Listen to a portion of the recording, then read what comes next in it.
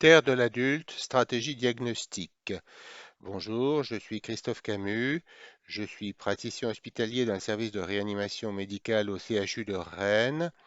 Je m'occupe particulièrement des patients cirrhotiques, de l'insuffisance hépatique aiguë et des transplantés hépatiques. Objectif pédagogique pour Ictère de l'adulte, stratégie diagnostique. Le plan, classification des ictères à bilirubine non conjugués, classification des ictères cholestatiques à bilirubine conjuguée, situation d'urgence, angiocolite, insuffisance hépatique, signes cliniques d'orientation, apport de l'imagerie, message à retenir.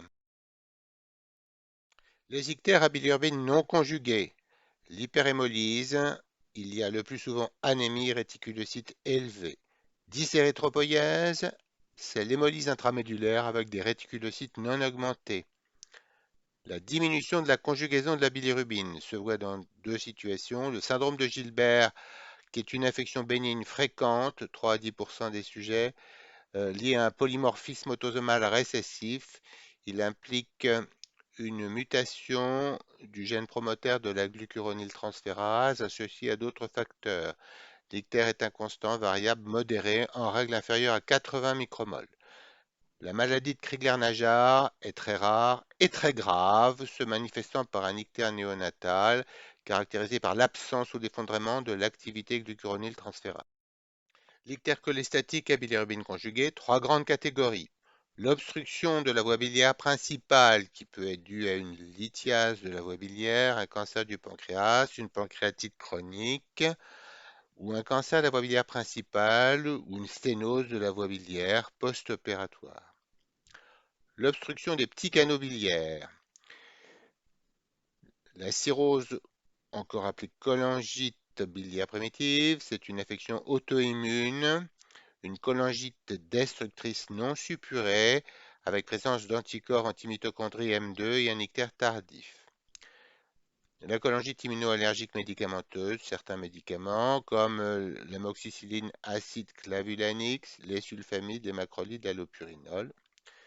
Ou enfin la cholangite sclérosante primitive, de cause inconnue, qui se caractérise par une irrégularité des sténoses et des dilatations des voies biliaires intra- et extra-hépatiques et peut se compliquer d'angiocolite et de cholangiocarcinome. Dernière catégorie, la cholestase sans obstacle sur les voies biliaires, par inhibition du transport ou de la sécrétion canéliculaire des acides biliaires par des cytokines pro-inflammatoires et ou de la bilirubine. Se rencontre dans les hépatites, l'insuffisance hépatique sévère, les infections bactériennes sévères et la cirrhose décompensée. L'angiocolite. Il s'agit d'une infection bactérienne de la bile et des voies biliaires, presque toujours due à une lithiase de la voie biliaire principale. La bactériémie est fréquente, le choc septique courant, caractérisé par une cholestase, de la fièvre, des frictions, un syndrome inflammatoire, la mise en évidence d'un obstacle des voies biliaires euh, est observée sur des voies biliaires dilatées. La triade, dans cet ordre, douleur, fièvre, ictère, est évocatrice. Le traitement en cas de lithiase, sphinctérotomie endoscopique, en cas de sténose des voies biliaires, prothèse endoscopique ou percutanée transhépatique.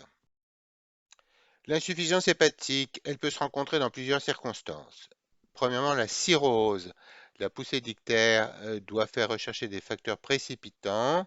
Une poussée de maladie causale, cirrhose auto-immune, maladie de Wilson, une hépatite virale toxique ou médicamenteuse ou alcoolique.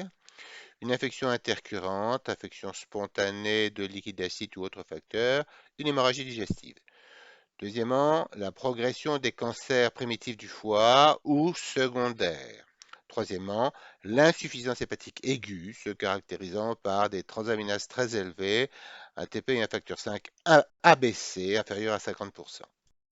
Certains signes cliniques d'orientation doivent être connus. Dans l'ictère à bilirubine conjuguée, les urines sont brunes.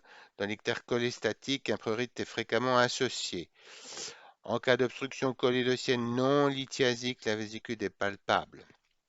Un ictère est probablement lithiasique si des douleurs biliaires sont typiques, épigastriques, irradiation dans l'hypochondre droit et hémithorax postérieur droit, début précis, durée inférieure à 12 heures. Angiocolite si ictère précédé de douleurs biliaires dans l'hypocondre droit, puis fièvre en pic et frissons.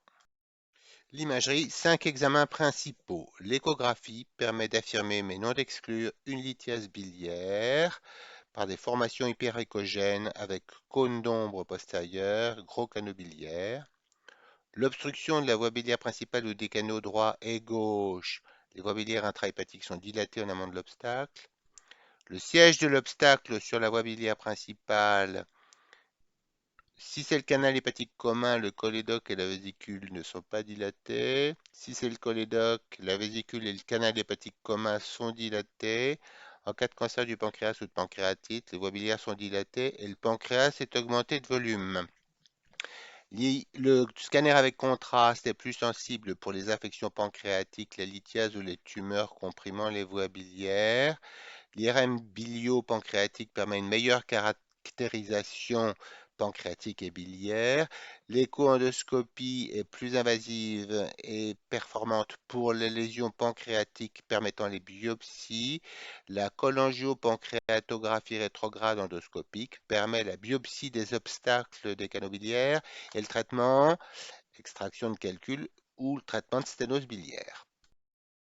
Les messages à retenir, distinction fondamentale entre ictère à bilirubine conjuguée et non conjuguée. D'emblée, il faut éliminer une obstruction de la voie biliaire, une lithiase, un cancer du pancréas ou des voies biliaires et des sténoses biliaires. La cholestase sans obstacle sur les voies biliaires, pensez aux hépatites, à l'insuffisance hépatique sévère, aux infections bactériennes sévères et à la cirrhose décompensée. Pensez à l'angiocolite devant la triade douleur, fièvre, ictère. Et enfin, l'échographie et l'examen d'imagerie hépatobiliaire et pancréatique de première intention.